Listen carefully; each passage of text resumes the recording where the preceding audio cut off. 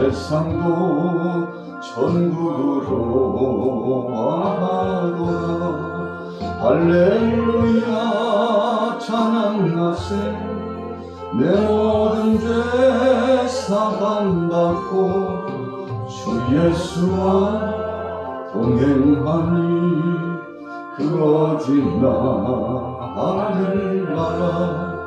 주의 얼굴 뵙기 전에 멀리 뵈던 하늘나라.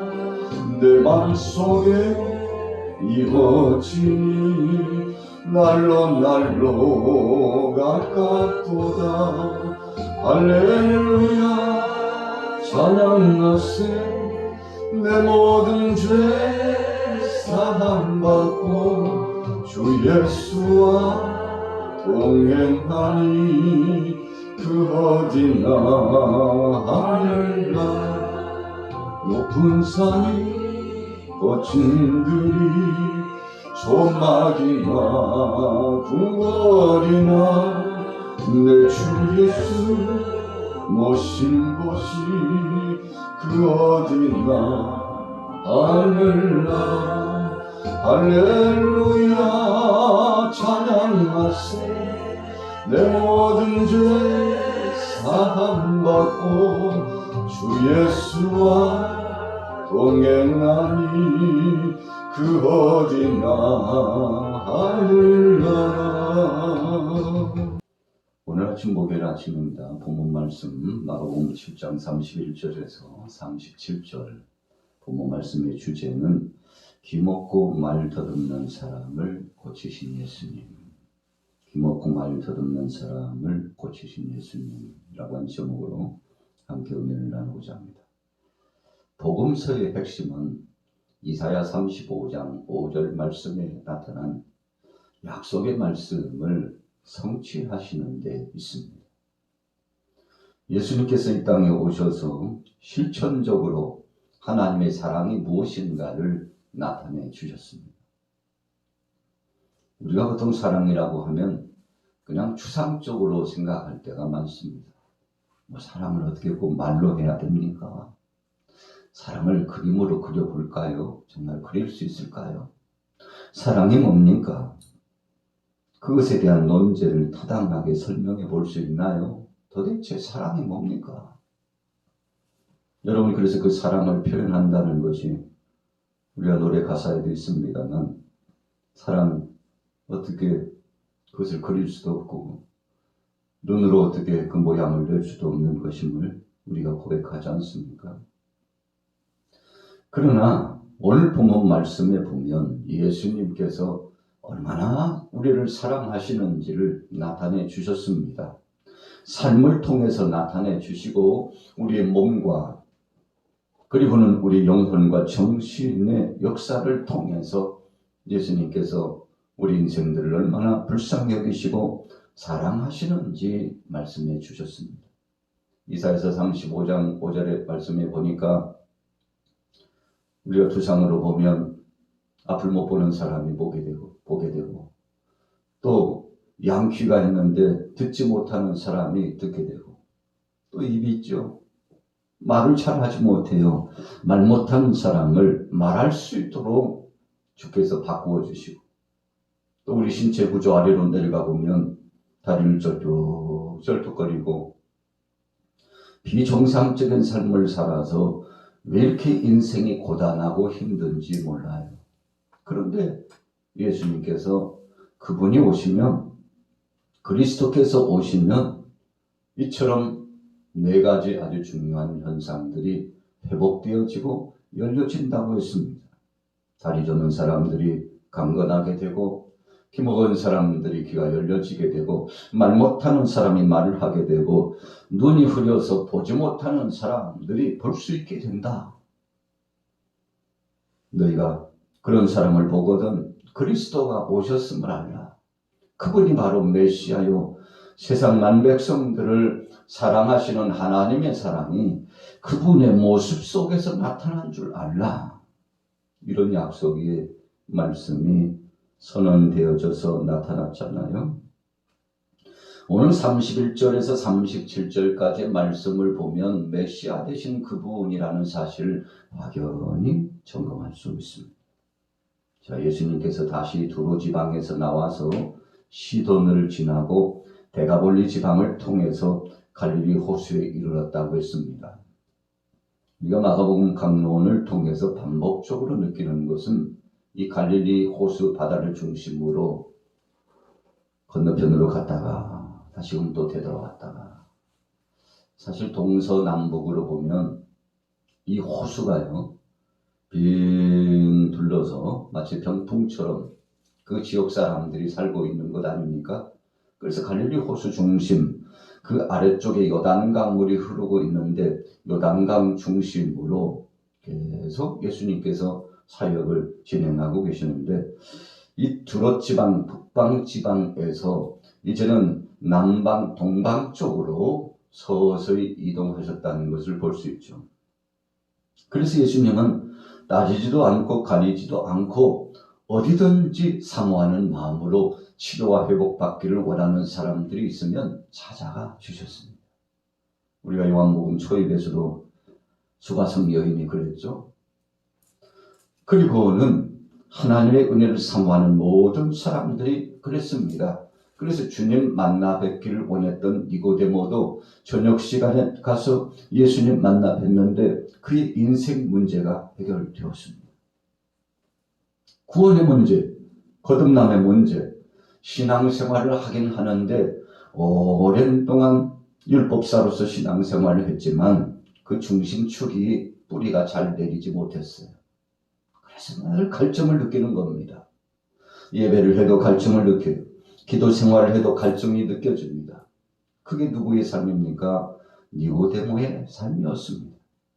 그러나 밤중에 예수님을 찾아가서 주님과 대화를 나누는 중에, 우리가 요즘 현상으로 보면 기도하는 중에, 기도는 하나님과 나 사이의 대화의 시간이잖아요.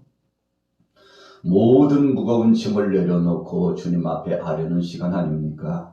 니고데모가 예수님과 함께 대화를 나누고 소통이 이루어지는 순간 그의 인생이 달라지고 삶이 달라졌습니다. 생각이 달라졌습니다. 이전의 과거를 다 청산하고 새롭게 출발할 수 있게 되었습니다. 전에 내려오는 이야기에 의하면 니고데모도 충성된 제자가 되어 주님 앞에 헌신하는 위대한 사역을 진행했다, 그렇게 말씀하고 있습니다. 자, 여러분, 예수님 만나기 전의 사람과 예수님 만난 후의 삶이 이렇게 달라질 수 있는 것입니까? 사실 따지고 보면 저나 여러분들도 마찬가지죠. 예수님 만나기 전의 삶을 한번 회고해 보세요. 참 말도 안 되는 삶을 살았죠. 억척스럽게 욕심, 정욕의 중심으로 하나님 뜻과는 정반대 방향으로 마치 요나가 니느웨로 가지 않고 다시스로 갔던 것처럼 그런 삶을 살았잖아요. 배반자였습니다. 이간하는 자였습니다. 불순종하는 자였습니다. 하나님의 영광보다는 땅의 욕망을 찾아서 살았던, 마치 뱀이요 흙을 기어기어 땅을 기어기어 고단하게 살아가는 것처럼 우리 인생들이 세상을 누비면서 살긴 살았지만 거기에서 절망감을 맛보고 온갖 실패의 쓴잔을 맛보는 그런 역사처럼 우리 인생이 주님 만나기 전에 그랬다는 것입니다. 그러나 예수님 만나고서 마치 천사의 그 날개 짓하는 모습, 독수리가 창공을 나는 모습처럼 여러분 얼마나 우리 인생이 훨훨 날 수 있는 참 기분 좋은 역사가 진행되고 삶이 바뀌어지고 생각이 바뀌어지고 모든 것들이 만사 형통하게 되는 이 복을 누리게 되었지 않습니까? 오늘 본문에 등장하고 있는 한 사람, 어떤 사람입니까? 오늘 예수님께서 갈릴리 호수 인근 동네에 들어가셔서 치료하시고 회복하시는 역사를 진행했는데 바로 이 사람 때문에 예수님께서 움직이셨다 해도 과언이 아닙니다. 여러분, 그래서 성경 한 페이지 한 단락은 어떤 대상에 대한 주인공 그 사람을 위해서 예수님께서 함께하고 계셨음을 우리가 알게 되는데, 자, 본문에 그 사람이 누굽니까? 32절에 보세요. 사람들이 귀먹고 말 더듬는 자를 데리고 예수께 나와 안수하여 주시기를 간구하거늘. 사람들의 그 도움과 협력이 뒤따랐습니다. 귀먹고 말 더듬는 자를 데리고 왔어요. 여러분, 앞이 귀가 먹어가지고 잘 듣지 못해요. 그리고 말을 잘 하지 못합니다.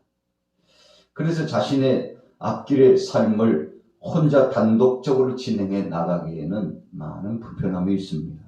주위 사람들이 도와줬어요. 예수께 나와 안수하여 주기를 간구하거나 그랬어요.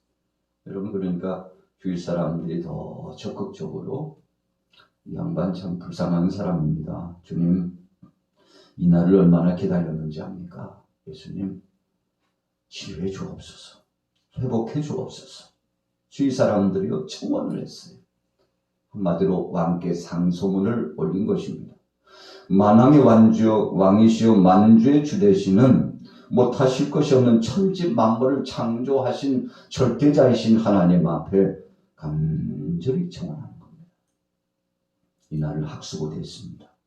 주님 만나 뵙기 위해서 우리도 함께 이 일에 동참했습니다. 주님 외면하지 마옵소서.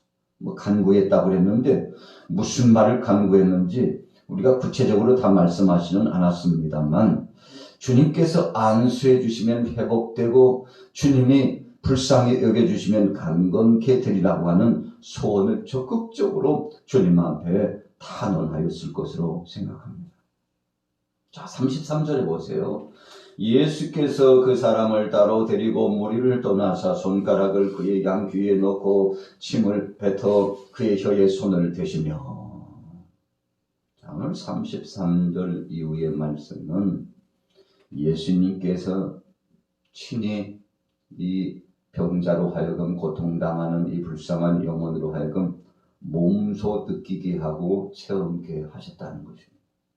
어떤 때는 예수님께서 그냥 말씀만 하시고 끝날 때 굉장히 많습니다. 그러나 오늘 31절부터 나타나고 있는 이 치료와 회복시키는 장면이 좀 독특했습니다. 귀에다가 손가락을 넣고요, 만져주셨습니다. 그리고 침을 뱉어가지고 그 혀에다가 느낄 수 있도록 발라주셨습니다. 어찌 보면 참 희한한 모습이에요. 그렇게 꼭 하셔야 되나? 왜 그러시지? 귀에다가 손가락을 넣기는 왜 넣으셔? 감각적으로 느끼게 해줬다는 것입니다. 침을 발랐습니다. 혀에다가 발라서 그로 하여금 말린 혀가 풀리도록 주님께서 직접적으로 터치하시면서 경험하시도록 역사해 주셨습니다. 그리고 또 한 가지는 무리를 떠나서 한적한 장소로 이동하셨다는 것입니다. 왜 그러셨을까요? 집중적으로 치료하시고 집중적으로 주께서 관심을 갖고 경험하도록 하시기 위한 주님의 뜻이 계셨습니다.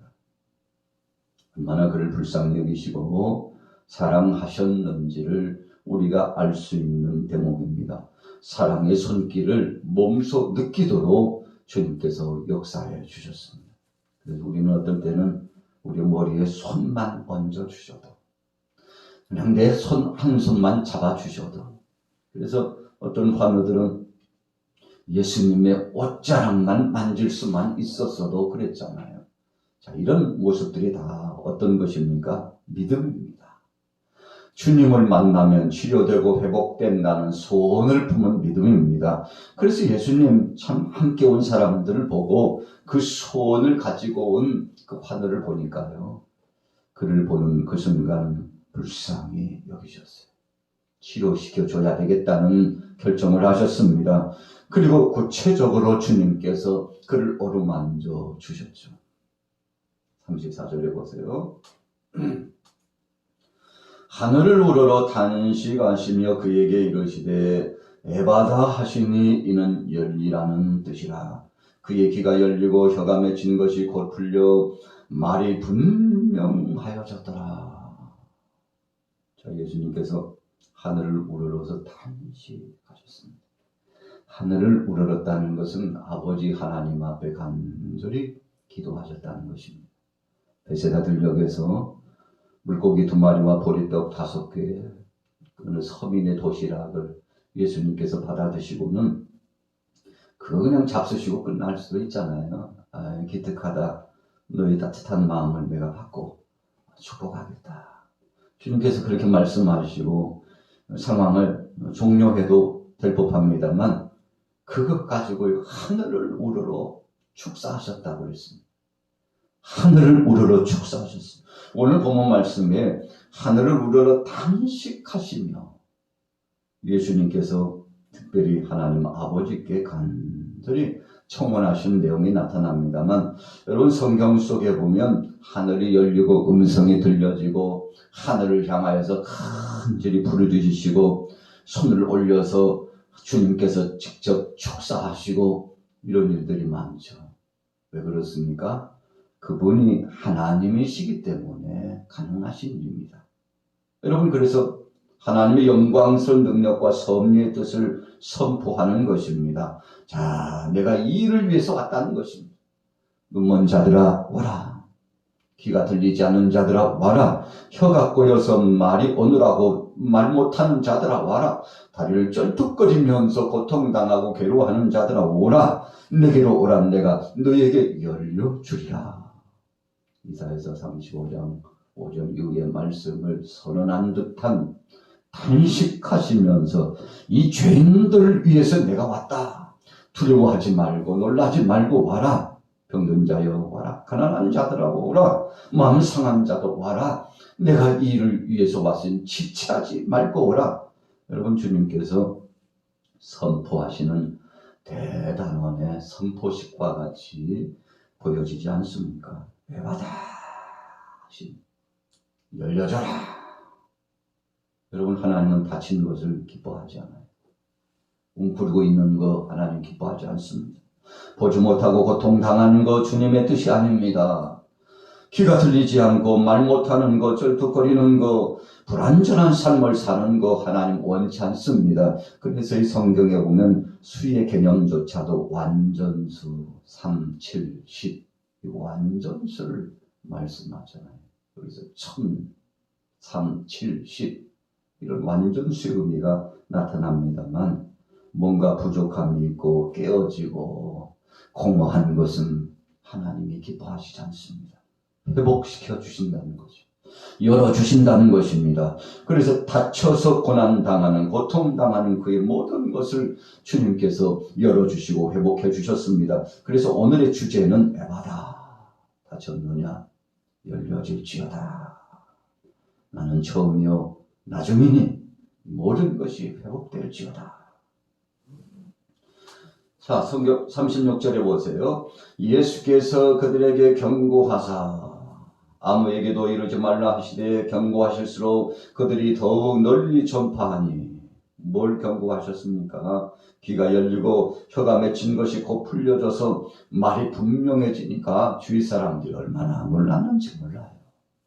예수님께서 매일이 고요한 장소에서 하셨지만 그러나 그것을 목도해 봤던 사람들이 또 체험한 사람들이 경험한 사람들이 나가서 간증하기 시작하는데 막을 수 없죠. 여러분 오늘 본문 말씀은 주님의 은혜를 경험한 사람이 간증하고 고백하는 내용의 말씀입니다. 오늘 하루 동안 좀 놀랄 일이 있었으면 좋겠습니다. 오늘 37절에도 그랬잖아요. 사람들이 심히 놀랐어요. 주님의 은혜를 체험하고 놀랐습니다. 직접 경험한 사람도 놀랬고 간접적으로 본 사람도 놀랬습니다. 여러분 그래서 우리 안에 나타난 기적의 역사와 은혜의 역사는 안에 갇혀져 있으면 안 됩니다. 간증을 하고 또 선포를 하고 사람들이 알려서 하나님은 지금도 살아계시다고. 어디 살아계시는데 첫째는 내 안에 살아계십니다. 나와 함께 하십니다. 당신과도 함께 하실 것입니다. 두려워하지 말고 놀라지 말고 주님 앞에 갑시다. 아버지 앞에 갑시다. 그러면 방황은 끝나는 것이죠. 오늘 여러분들과 저의 삶 속에도 이런 에바다 열려지는 역사가 나타나시기를 예수님의 이름으로 축원합니다.